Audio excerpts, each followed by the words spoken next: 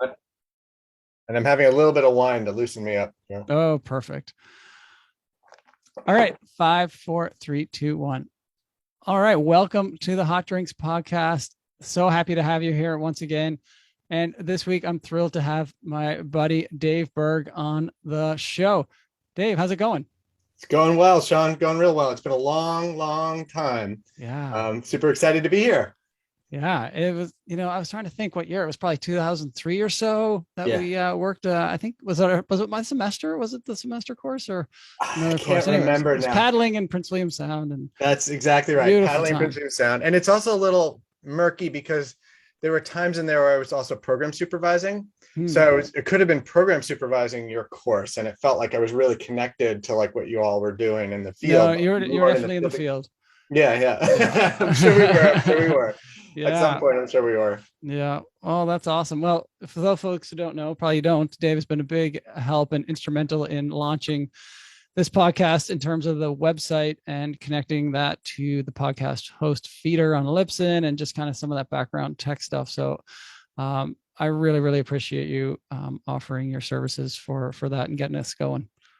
Happy to help. Happy to take one for the cause. Yeah, it was great. Really appreciate that. All right. Well, let's jump right into it. Let's start off with, as we all do for every guest, what is your favorite hot drink in the field? My favorite hot drink in the field is unfortunately not very romantic. It is really a good stiff coffee.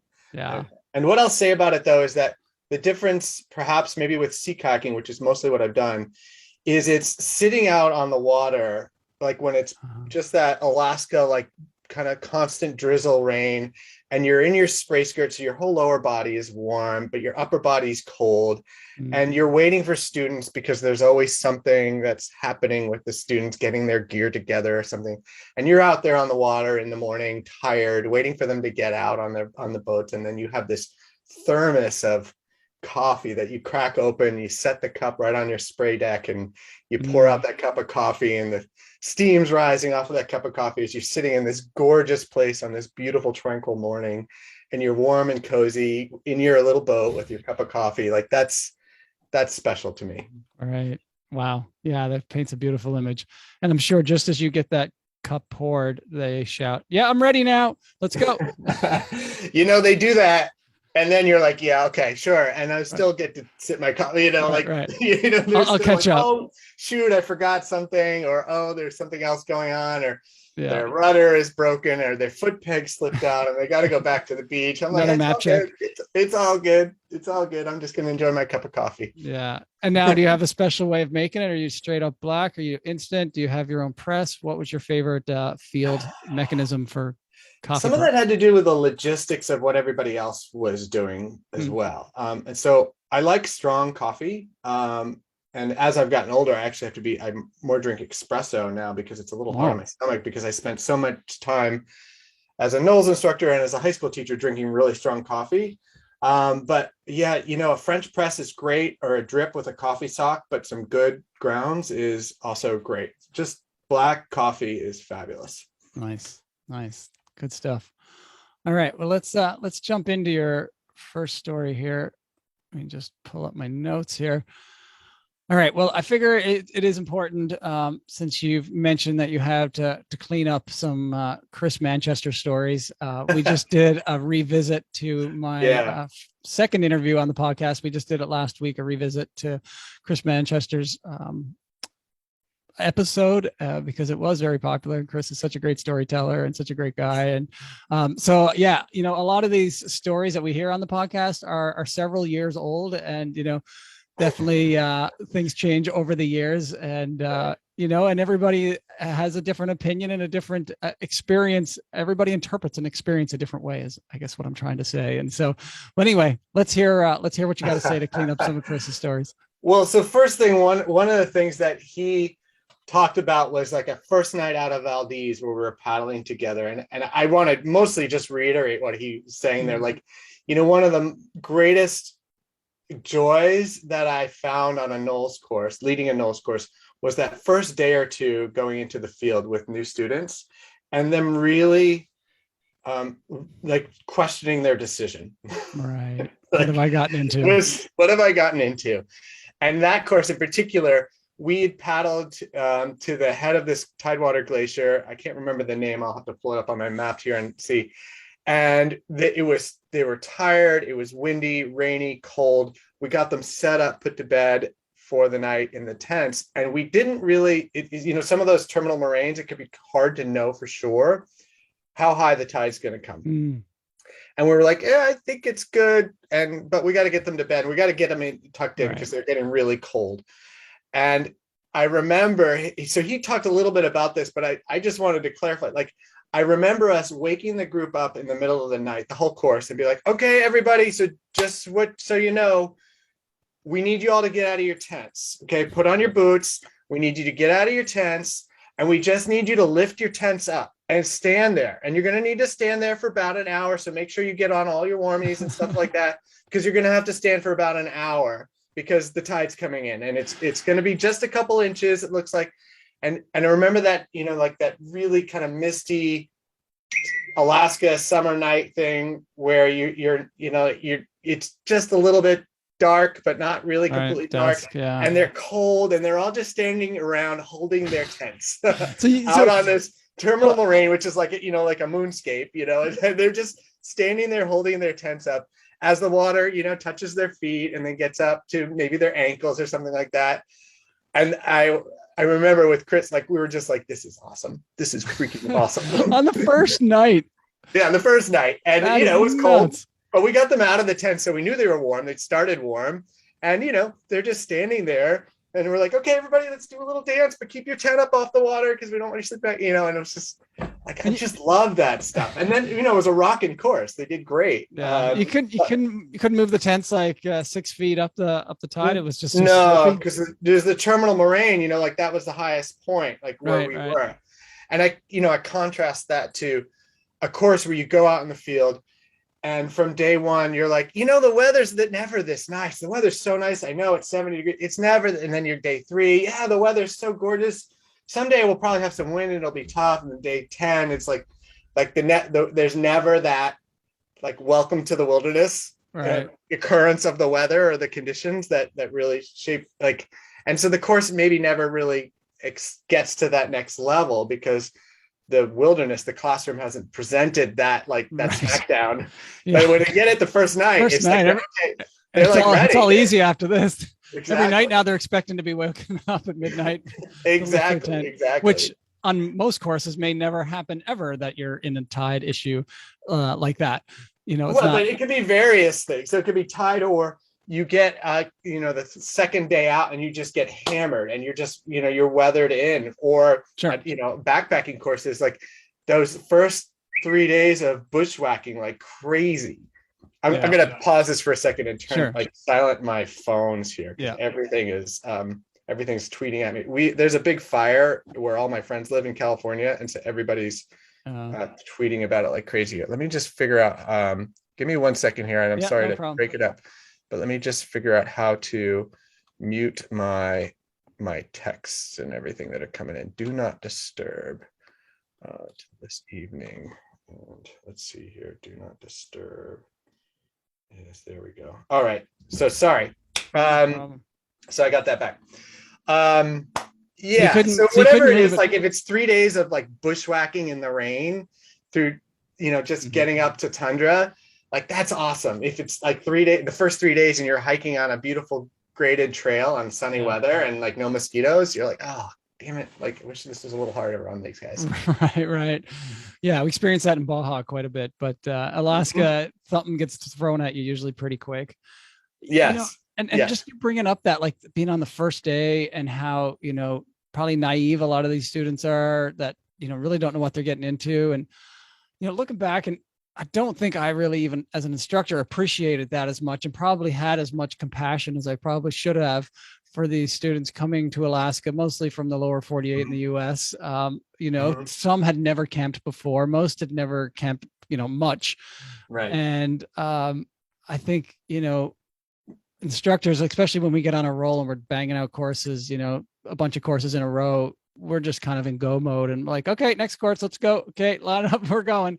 And we love it, and we're passionate, and we get into our students and we love our students. But like those first few nights, we're just kind of like, yeah, it's another course, let's go. Yep. get out, pick your tent up. And now that I like camp with a bunch of adults and kids that probably haven't camped near as much as I have. And I hear them, oh, like, I don't sleep that well in the tent, or that was my first night in a tent in a long time, or this. I'm like, yeah, wow, that was just life for us at that point, and it's got to be nerve wracking. I can imagine. In some ways, I felt really privileged in my work because during most of the time that I worked for NOLS, I was also a high school teacher in this. Right. So in many ways, I was a summer warrior for NOLS, not the entire time, but a good deal of that. So I never lost, or maybe, many full-time instructors probably never lose this either. This isn't an indictment on like working full-time for NOLS. Sure. But I always was excited I was always excited for the shit. Like I wanted an adventure, and I wanted to share adventuring with my friends and with my students and with my, with these people. Like that was such a joy to bring some realness to education, because I'd been in the classroom and like being able to make it feel really, really real and relevant was super important. So I always loved it. Yeah, no, it's such a fine balance between, I think working a lot, you just become so dialed and so, you're teaching all the time. And so I think that it was making me a better instructor, but definitely there's a burnout factor with many folks in outdoor education that don't get a break that they need. And I remember one course, the students were like on the bus on the way over, and instructors were kind of waiting. We were in the Yukon waiting at the warehouse where they meet up in the Yukon to get issued up. And I think I was just sitting on the couch there, and I let out like the biggest yawn. And Rich, the branch director at the time, it's like, oh, there's an instructor that's a little burnt out. It was like day one of a course, but I don't know. I may have worked 4 or 5 in a row at that point. And it was like, I was excited, but that nerves and apprehension that all instructors feel like when you're about to meet your students for, the next month, was starting to wane a bit. I think that was kind of signs that I probably needed a break. Yeah.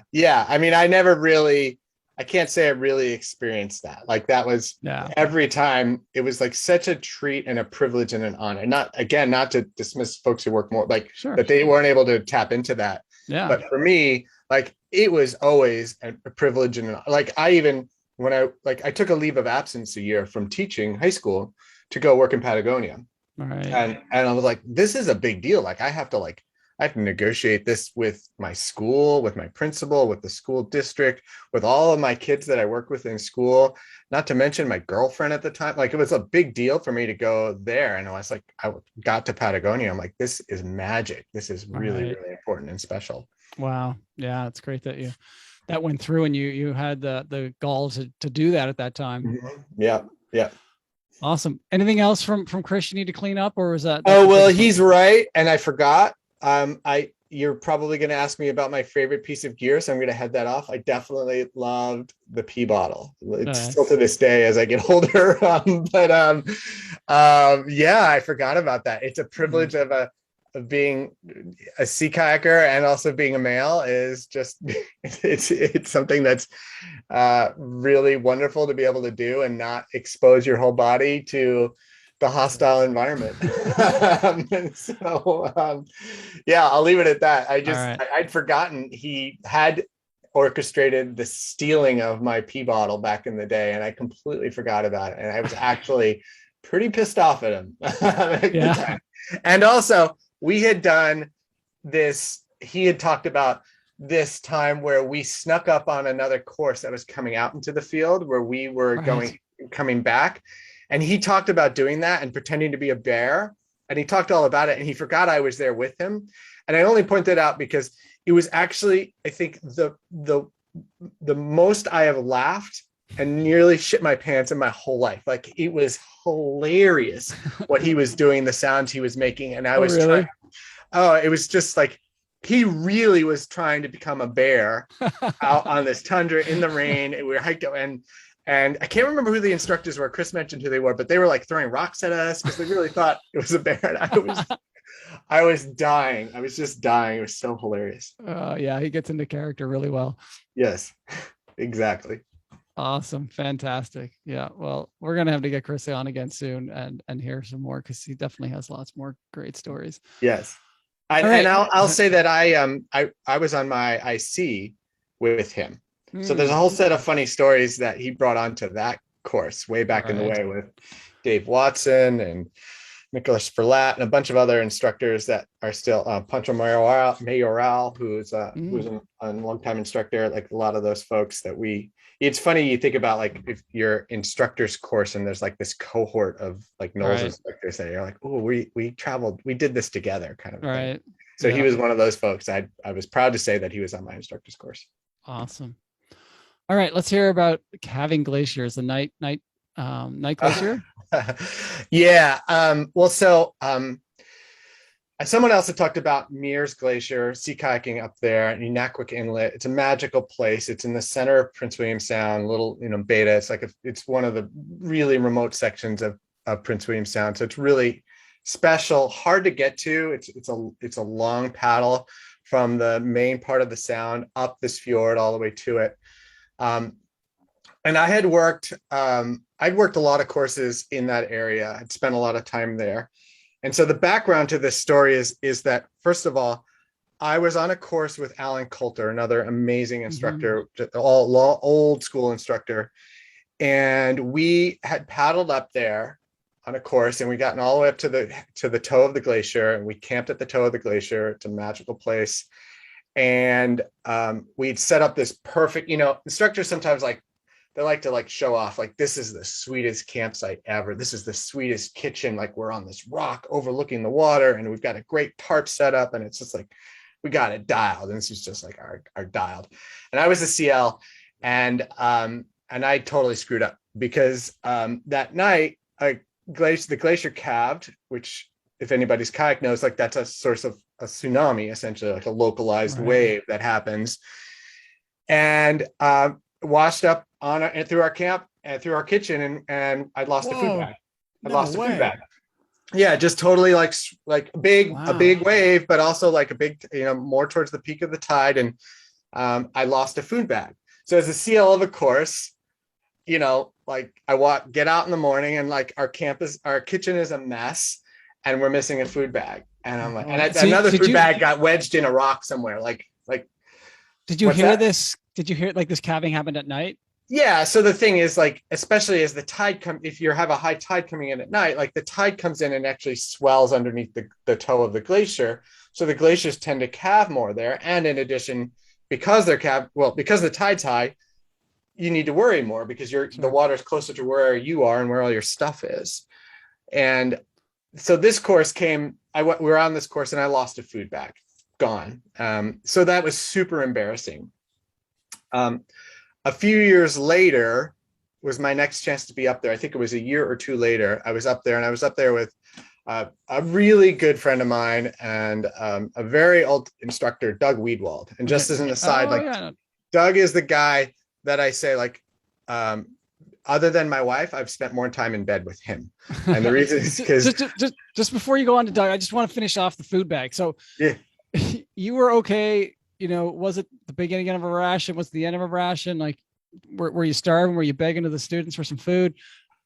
It wasn't. It was just mostly embarrassing. That's what it was. Like, I lost a food bag for sure. We lost, a bunch of pasta or whatever it was. That wasn't like, I think that maybe the nature of a sea kayaking course, depending where we are on the rations and how we ration food, and the fact that we just can carry a lot of weight. Right.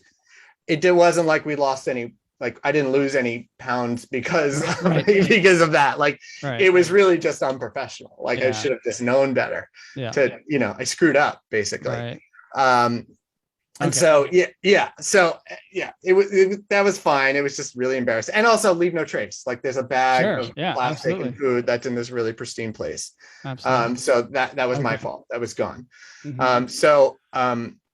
So then fast forward, I'm on a course with Doug Weedwald, him and I, and there's another instructor, and I can't remember her name, and I'm really Carrie something, but I can't remember her name right now.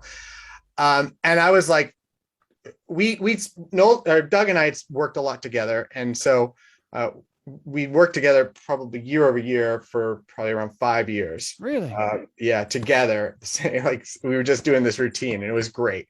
And it's funny because, so like I said, we got to know each other really well, and that we already had known each other pretty well. Also because before this, well before him or I were NOLS instructors, we were friends in California, and he actually dated the woman that's now my wife. So we have all No sorts of, way. it's sort of outdoor ed, like there's all sorts of funny, Wow. like connections. Yeah. And so anyway, we're on a course together, and we paddle up to Mears, up Unaquik Inlet.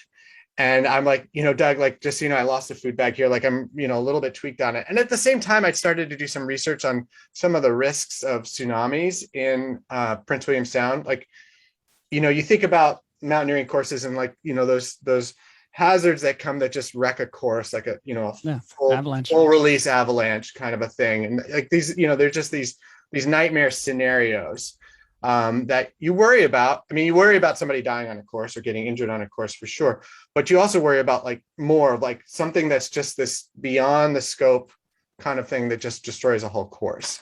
And for me, in my sort of risk management, and also I'm an earth science teacher, so like in my understanding of plate tectonics and geology, I really worry about earthquakes in Prince William Sound and the impact that it would have on a course. Because if you paddle in Prince William Sound, or in many places, including Patagonia, you see places where the ocean rose up and flooded 100, 200 feet up the side of a hill. And so you see that and you're like, this is just death for us on a course if we're camped on the beach. If we I've actually experienced an earthquake in Whittier in Prince William Sound. Yeah, right. I mean, it's a very geologically active place. I have too. And I was like, okay, so I just felt the earth move. There's an earthquake. What should we do? I'd actually, on that time, I'd called the branch. I'm like, hey, do you have any intel on this earthquake? And they're like, no, it was minor, like, no big deal. But it's something we worry about. And you see that now in Prince William Sound, because of some of the glaciers retreating, it's exposing a lot of really vulnerable terrain below it. That's really, the glaciers in many ways support the sides of these fjords, of the valleys. And as the glaciers retreat, they get even more susceptible to these massive releases, landslides that an earthquake would trigger. So I've always been a little worried about that kind of a catastrophic event in Prince William Sound. And it's just something you just have to know. Well, I guess then our numbers up if that happens. Right. There's not too much you can do. There's not a lot of risk management. There's not a lot of like rescue things that you can do. In many places, there's not really anywhere you can run to high ground. It's just sleep with a PFD on. Yeah, right. You can't. Yeah, and then you're like, well, I don't know if that's Anyway, it's just an ugly scenario that most likely will never happen, and if it did, it'd be terrible. Yes. And so we were up there on this, and I remembered like we had this pretty big tsunami or wave that happened because of a glacier calving, which is very common and just happens all the time, where I'd lost the food bag. So I told Doug and this other instructor, like, I'm pretty nervous about camping up here. Like, I want to make sure that we're up high and all that. And we couldn't camp that high because it's pretty overgrown. And somehow in my brain, like something tripped in my brain where I was like, I just was nervous about it that night because of losing this, having my camp flooded the last time I was there. And in the middle of the night, we heard a calving. I was asleep, but a calving happened. And I instantly got up and I said to Doug and the other instructor, get everybody out of the tent, grab the sat phone. We're about to get inundated with water. Everybody up now. And they were like, what are you talking about? Like, what? I'm like, let's go now. And so they like bolted out of the tent. We all bolted out of the tent and we're like, everybody get up, get out of the tent. Here we go.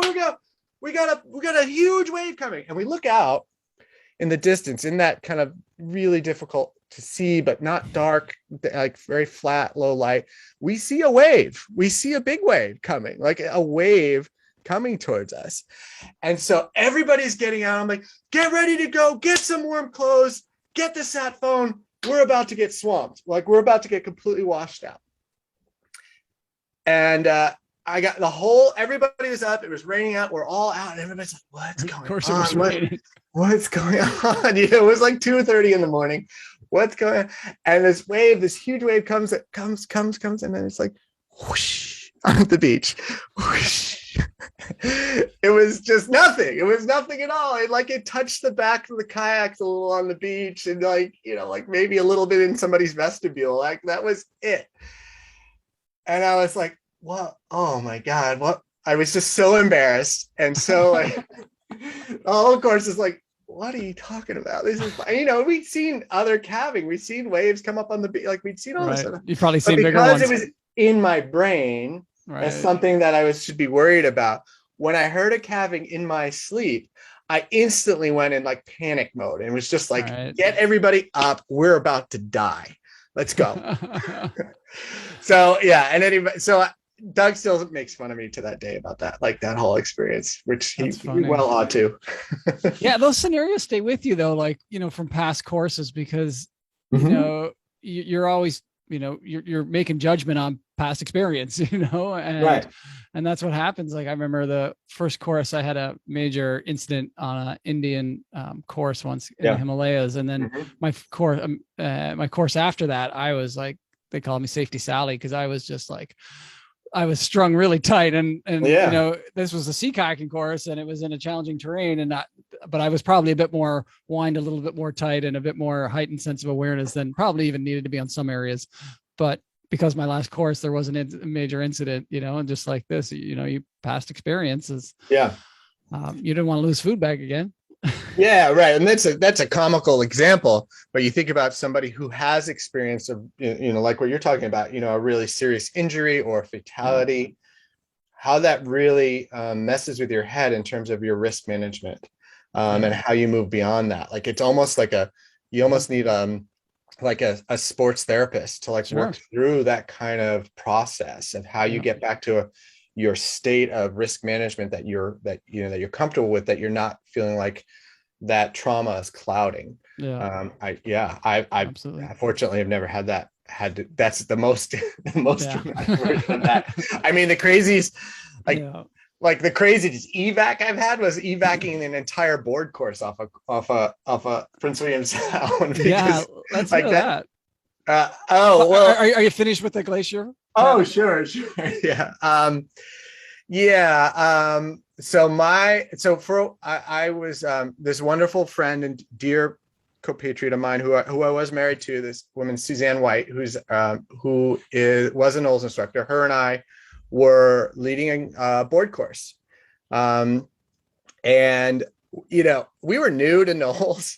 And so somehow we just are like, yeah, you're going to take John Gans out and you're going to take him on a boat. I'm like, what? Who is the executive director at the time? Yes, right. Yeah, the executive director and a bunch of other folks. And so we took them. There were two courses. They were a week each. We took one group out, and that was great. And then we took a second group out, and that was board members and their kids. And we paddled out to Chenega Glacier, I think it was, if I remember correctly. And it just poured rain. So we were out there day 1, day 2, day 3, just pouring cold rain. And what we hadn't really realized, because it wasn't our thing, but we were out leading a NOLS expedition with 7, 8-year-olds, like board members and their kids. And this as a parent, like, they're hard to manage. Like, they're really hard to manage. To keep them warm was hard. Right. So we were like, well, we were working really hard to keep doing, we're like, yeah. We were both teachers. Like, we were like, okay, we know how to work with kids. We got this. We're doing all this stuff to try to keep them warm. And eventually some of the board folks came up to us and said, you know what? We're done. Call Honey Charters. We're out. This is great. You're great, but it's just too cold. Our kids are really cold. We want to go home. And it's like, it's that funny thing. Where, like, if that was any other course, you'd be like, no, that's not how this works. Like, but it was the board. And so we're like, all right. So I had to call the branch and say, hey, this is David Berg. We need to evac our whole course. They're cold. And at first they're like, what? And I'm like, yeah, we're on the board course and they're cold. And they're like, okay, we'll call the charter company and have a boat come out and get you. Right. So it's one of these weird instances where there's the only time, and I know this has happened other times, where you've had to evac a whole course. It's very rare. Yeah. But I had to evac a whole course of all of our board or half of the board because they were cold. Wow. It's funny because it's not like insurance isn't going to cover that. It's not an injury. It's not, No. But I think their probably donations make up for it. Yeah. And then we went on day hikes around Palmer with them afterwards. Oh, yeah. And Palmer was beautiful then. Like it was yeah. great. Like the sound was crappy. It was just like cold, damp weather. Yeah. But Palmer, which is, if anybody knows that area, is 6, 7, 8 hours away. Yeah. Was lovely. Right. So that's fun. What a curveball that is, because that's not even in your mindset. It's like we're cold, but whatever. We got another 2 weeks out here. Like we're just dealing with it, and the sun will come out eventually sometime. Right. Her and I as an instructor team are like, well, how do we like what is you're just such a weird, we're like, I don't know how to manage this situation here. They're just cold. Right. And, and we're cold. And because of that, we're tent bound for a couple days. Okay, that everybody who's been on an NOLS course has been tent. I mean, unless you've had incredible weather, but I shouldn't say everybody, but most it's not abnormal. Yeah, you're stuck in a tent for a couple days because the weather goes sideways, or whatever. Someone gets injured, and and we're like, oh, they're just tired of sitting in tents. I guess we'll evac the course. Wow. Yeah. And it was a successful ending in Palmer. I think so. I guess so. It's actually funny because one of the board members, I don't remember who these people are at all anymore, but offered Suzanne to fly her home because she was leaving after that course, fly her home in their private jet. Oh, nice. Well, that was a good offer. Did she take it? She couldn't take it because there was some logistics around where they were flying to. It was like a whole city away from where we lived. And so it wasn't going to work out. I was like, yeah, that was nice of them. That would have been even better. And you get to fly home as a NOLS instructor on a private jet. Right. Cool. Not an offer you get every day coming out of the field. That's right. Wow. That's awesome. All right. You had some other short stories about life in and around town as a program supervisor or just general? Well, let's see. So first of all, I have a little bit different. I spent a lot of time working in town as well, and Alaska is an amazing place to work in town because the farm is a stunning location, and it's centrally located, and it's just beautiful, and it's fun to support courses. Honestly, it's really fun. But we also worked really, really hard on NOLS courses, and so and supporting courses. And so, one of the things that was fun, that used to be the case, I don't know if it still happens, is you had right in the middle of the summer, there tended to be a spot where all the courses were out, no courses were coming in, and there was like this lull in the middle of the summer. And so we would have this party called the cabin crawl. Have you been to a cabin crawl? It sounds familiar, but I don't know. I didn't spend a ton of time. I was mainly on courses up there, but I've definitely had some parties out there, especially in the Berg. Yeah. So, the Fords at the time were the branch directors, and they were very good about making sure, look, you guys work hard. You can celebrate a little bit, but keep it okay and stay here. Nobody drive. They were really, really careful around that. But also you guys should celebrate, and that's good too. We had some really wild parties. We actually had a barroom brawl on the floor of the staff house, like a fight, like a full-on fight. And it was the one time in my entire life I've had to intervene on a fight. Wow. It was probably just two co-instructors that had just spent a month together. No, it was funny. I mean, it was as I recall it, it was an instructor. And this is again, whereas somebody had invited somebody from another organization to come to the party. Okay. And it was a mountaineer from a mountaineering outfit who was not a good drinker, I think, and was really inappropriate with some of the women there. And we were all like, no, you can't do that here.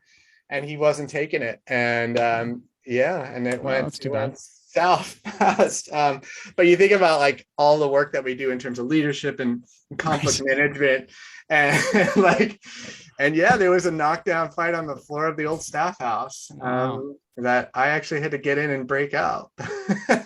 Crazy. But those were good days, lots of so the cabin crawl, everybody had these cabins all around the farm, right? And you went from cabin to cabin, and everybody had their own drink or cocktail or event, and it was a costume party. You like, I know you asked about costumes. Like, Yeah. it was a costume party, of course. And yeah, there was some debauchery that went on there for sure. It was, but again, it was like you would worked maybe for 2 or 3 weeks straight without, or maybe with 1 or 2 days off every here and there. Worked really hard. And also we were pretty young, and we wanted to, celebrate a little bit. And also it's, you have endless daylight at that point. Like, so it Party keeps going.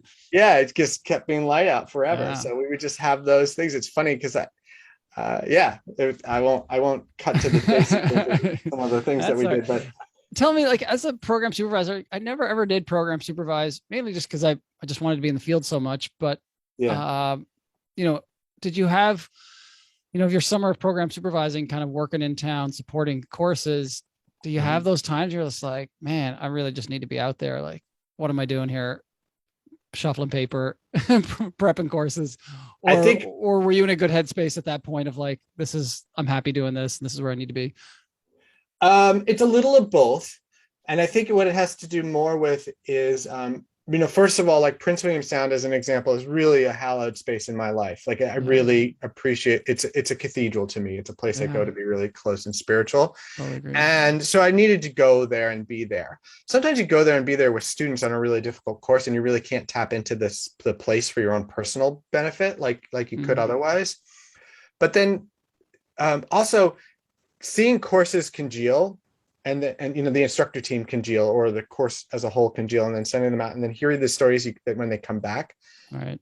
You have these magical instructor teams where you're like, oh my God, I have so much respect for these people, and they're so freaking fun, and like, oh, I just wish I could go with them. Right. So it's a little, it wasn't like, oh, I wish I can go to Prince William Sound or somewhere. Like, it was like, oh, this team is going to be so freaking awesome. I really wish I could just either be a fly on the wall or co-instruct with these folks, because it's be amazing. And then, there were also like special trips, like, there was some rafting trips that we were doing that were ending up in on the western side of the Sound there. The Copper River, I think. Copper River, right. Yeah, thank you. Yeah.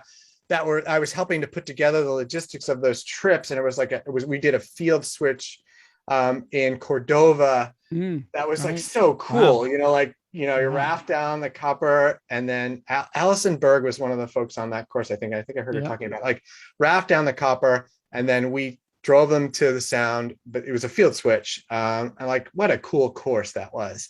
And so those kinds of things are always super exciting and interesting, that I was a little bit, it was cool to support some of the logistics in that, but it would have been cooler to be out in the field in those. Yeah. But in general, Alaska is just a gorgeous place in the summer. And so to be in Palmer and go on day hikes and go fishing, which I love to do, and support courses was a dream job as well. I loved it. Yeah. Yeah. Well, that's good. It sounds like you had the right attitude at the right time. And I'm sure you were an awesome program supervisor to your fellow co-instructors, because it's sometimes you don't get a program supervisor that's had a lot of experience in that area, in particular. So that's true. Yeah, I'm sure you're a wealth of information. That's the one nice thing, obviously, about NOLS up there. Well, many nice things, but they have such a bank of past history and information about the cool areas to go in Prince William Sound, and all around Alaska for that matter. Sure, for sure. Awesome. Well, let's get into some of the final rapid fire questions. Are you ready for these? I think so. Come on, it's coming, but maybe you haven't thought about it. I'm not sure. Let's dive into it. First kind of thoughts that come to your head. Favorite location to lead trips? It has to be Prince William Sound, and I know I've spoken of it a lot, but particularly around like Mears Island and like the outer Night Island, like that area, getting out into the open Sound area is just magic, at least as I remember it romantically. Hopefully it hasn't changed that much. But I also like, I'm supposed to be rapid fire, like Baja is fabulous. Baja is terrific. Gorgeous place to paddle as well. I'm actually going to ask a follow-up question, because Prince William Sound, there's so much wildlife, you feel like you're in an aquarium. Is there one kind of wildlife experience that jumps out to you? Well, I can give you two. So one Chris Manchester pretending to be a bear. Oh yeah, right. He's got a great story of actually catching a bear that Yeah. fell out of a. I was in Nassau Fjord, which is an icy bay. It's the Right. southwestern Been out part there. of Prince William Sound, and so you paddle into this fjord to see the toe of the glacier, and you have to time it with the tides because there's all these icebergs and bergy bits that are floating in and out. And sometimes it's just packed with iceberg. Like you don't know until you get there if you can get in or if Mm-hmm. it all works out. So we were paddling close to shore on an outgoing tide. So the current was running against us, but we were eddy hopping up the coast to get to the ebb, and so that slack tide, so that we can then kind of pop in there at slack. But the tide was still coming out, and we see out in the fjord these, and we're really close to shore in this tiny little eddy, and we see out offshore, maybe a half mile away, these orcas coming up and Wow. going down. And there's like three orcas, as I recall. And what you know about orcas, like if they're deep in around the ice in in those places, they're probably transient orcas, and they're probably not eating salmon because the salmon aren't there. The salmon isn't at the head of the salmon runs aren't at the head of glaciers. Typically, they're in more of the verdant grounds where there's clear water that's flowing out, clear fresh water that's flowing out into the ocean, clear rivers and things like that. And so up at the head of the glaciers there, the orcas that are there are the ones that are hunting meat. Like they're hunting seals. They're going in there to eat seals, maybe unfortunately sea otters, but they're going in there to eat. And so they're a little bit more nerve-wracking. Like they're not just the ones that are like eating salmon, they're the ones that are eating things that are human-sized. And so we see them out there, way out in the distance, and I say to this, he's like, "Isn't this awesome? Like there's orcas all the way out there." And they're out there amongst the ice, and then they disappear. And they're gone for a while, and we're like, "Oh, okay, cool."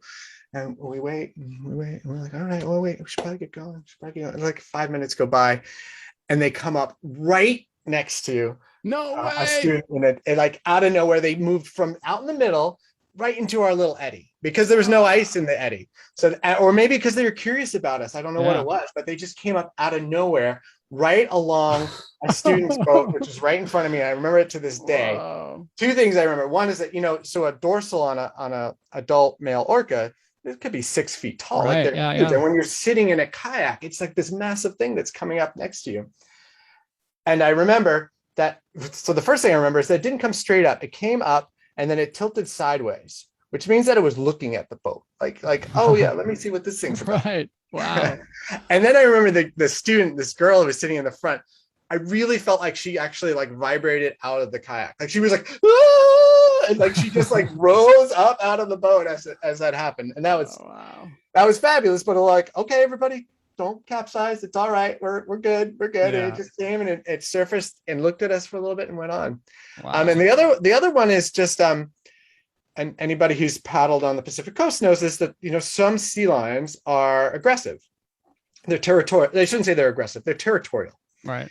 And in particular, stellar sea lions are territorial. The bull male stellar sea lions, and they're big. They're huge. I have to look it up, but I think they're like 600 pounds. They're big animals. They're about the size of a sea kayak, plus much more girth to them. And their mouths are like these massive things. They're just huge.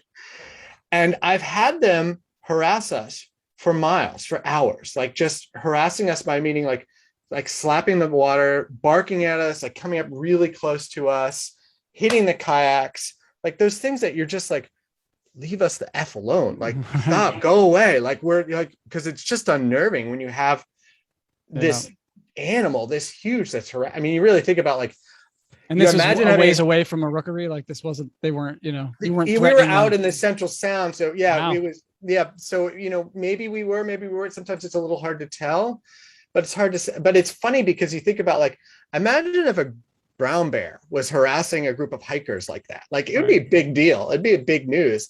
This giant carnivore is just trailing and harassing us for an hour.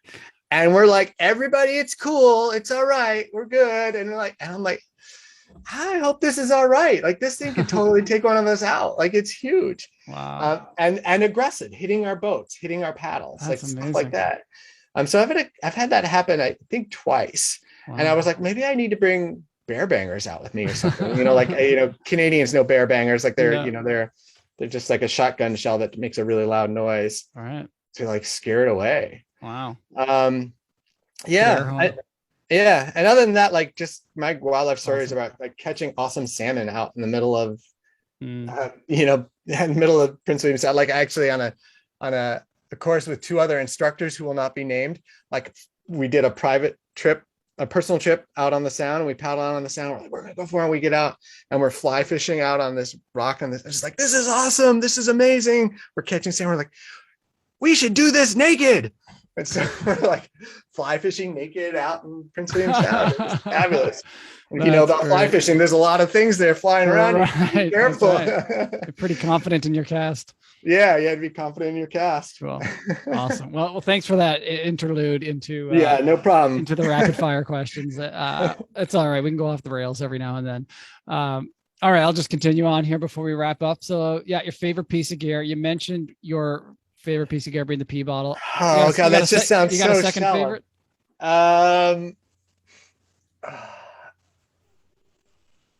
You know what? So Kokatat has these bibs. They're spray bibs that are like up to here. So you can wear them with like a t-shirt. You can wear them with like a full, like it's kind of a technical geeky piece of gear, but it's basically bib. It's a bib, but it's a nice like Gore-Tex bib. And just to be able to like get people off the water, like if things have gone sideways and you just need to get off the water, you can just like hop into the water on anything that remotely resembles a place you can land, and you don't have to worry about getting wet. You're just when we started, as you know, like when you started, you probably had those Helly Hansons, right, yeah. And then you wore like boots, extra tops, the wellies, wellies. And if you jump in the water above, your mid calf, you got a topper. And I love just being able to, like, I could just hop, I could stand up to my belly in water and be. So these have booties, or they just have the fully socks, integrated. and you wear a sandal, or what do you have on your feet? I wore booties on my feet, but they were fully integrated. Oh, they were integrated. Socks. Wow. Yeah, so it had socks and everything, and Gore-Tex, so it's comfortable, and a P-zip to pee. Right. So those, I love those. Nice. I would literally, I'd like sleep in them at night sometimes. I'd just be too tired to take them off. Like I just live in those things. They're great. That's awesome. All right. What's the best backcountry costume you've ever seen or wore yourself? Well,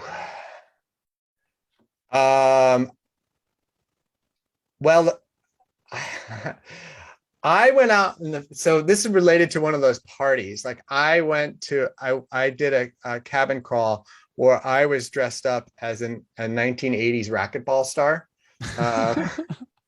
With a mullet and like short shorts and the whole, and I think I had a handlebar mustache and a racket, a racquetball racket, and I took that into the field too, which is great for swatting mosquitoes.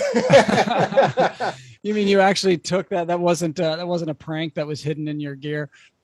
No, I took that out in the field because it was after the course. That party, I'd done a course, and I was like, well, I got my costume. Here we go. Like it's all ready. And nice. White knee-high striped socks. Oh, nice. Nice. Wow, I didn't even know there were racquetball stars. I was a racquetball star. So there you go. Now. All right. Nice. That's an original one.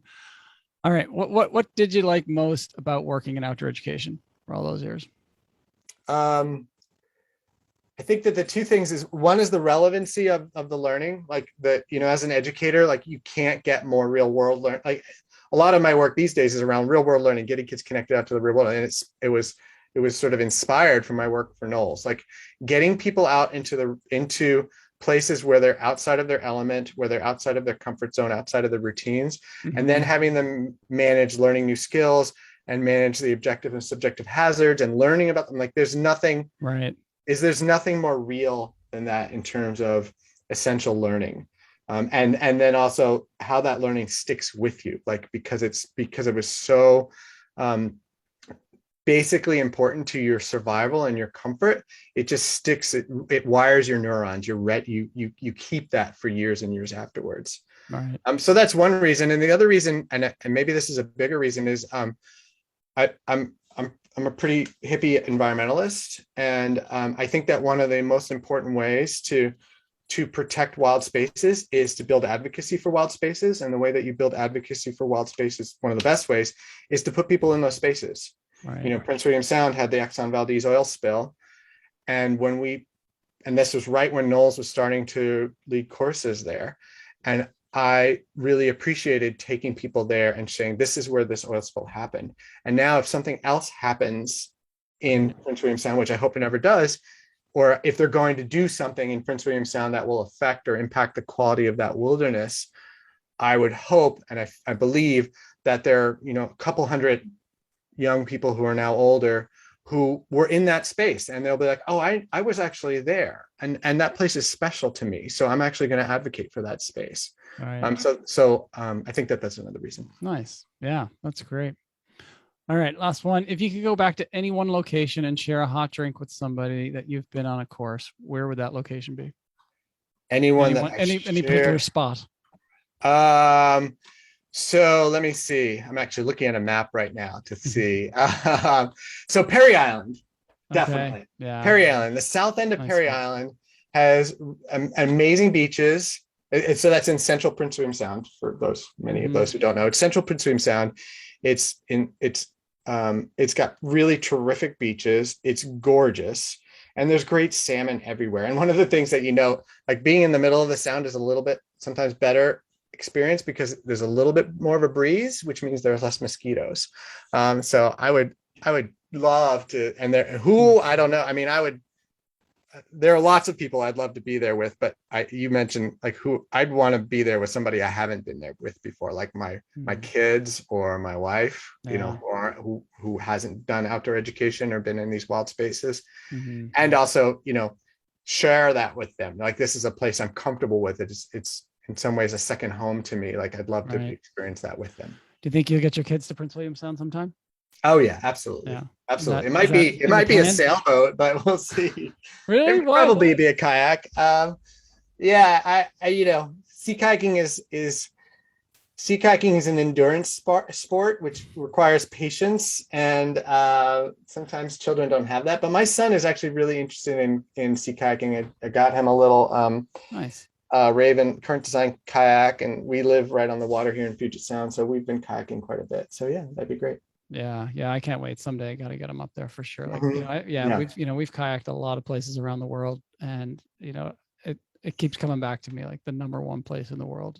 Yeah, to kayak is Prince William Sound. There's a lot of close seconds, but nothing's come quite like it. Yeah, I agree. Outstanding. Awesome. Well, just before we finish up, you know, thank you so much for coming on the show, and just take a moment to tell folks a little bit about what you're doing now, and sure. and you know, how your work is supporting other out educators. Yeah, so I'm also a high school teacher, but it was funny when I started the work in high schools. I went to a school, like I was frustrated working in classrooms all the time in traditional classroom content area instruction places, and I went to this one school and told them I was a NOLS instructor, and it was the one place I went where they're like, "Oh, really? We want you." And I was like, "They get it." I was like, "Oh, they get it." Like, exactly. And because the school design was around real world learning, that kids, while kids need content instruction, they also need real world experience, and they need their learning that they're doing to be relevant to their lives, and that means getting them out into the community. So I started, you know, as I became older and had kids and so forth, I spent more time doing that work, and I've helped open schools under the same school design, and spent a lot of time helping this school design. The nonprofit that I work for is called Big Picture Learning, and one of the tenets of the school design is that kids go out into the real world 2 days per week for their entire high school career. So and it's a public school model. For 2 days a week, kids aren't in school. They're doing internships, apprenticeships, field studies, anything that's getting them outside of the classroom, because we think that's really important, both to keep relevancy so the kids are interested in what they're learning, but also to build their networks and their social capital as well. And so, yeah, that's my work now, is doing that. And in particular, I'm kind of a geek, so I support the technology of that. And I run and co-created a platform that schools use all over the world now, which is cool. I built an app that schools use all over the world. It's crazy when I say that. to help run their internship programs, to help run their apprenticeship programs and mentorship programs. And it's called ImBlaze. It's a funny name. It's ImBlaze, imblaze.org. And it's a great tool for schools to grow their real world learning programs. Wow, amazing. So if people want to find out more about this or get in touch with you with some questions, what's the best way to reach out? Sure. Well, you can go to bigpicturelearning.org, or you can go to imblaze.org, imblaze.org. Awesome. That's great. Man, it's been fantastic catching up and hearing your stories. Again, I really appreciate you taking some time. Yeah, likewise, man. It's great to do this with you. I feel like this was my warm up. If we do it all over again, like now, I'll probably do a better job. No, it's fantastic. But I appreciate it. Thank you. It was fun. Yeah. No, this was really good. And yeah, I'm sure you've got some more, and more stories may have come to light after you tell these. Yeah, exactly. It's generally what happens. Exactly. So, yeah, I'd be happy to get down well, again soon. if you're or any of the folks that I know at NOLS are ever in Bainbridge Island or the Puget Sound area, we've got a little sailboat and we've got a whole quiver of sea kayaks. So come out and visit. Awesome. Well, yeah, I look forward to getting out there for sure. We'll get down that way.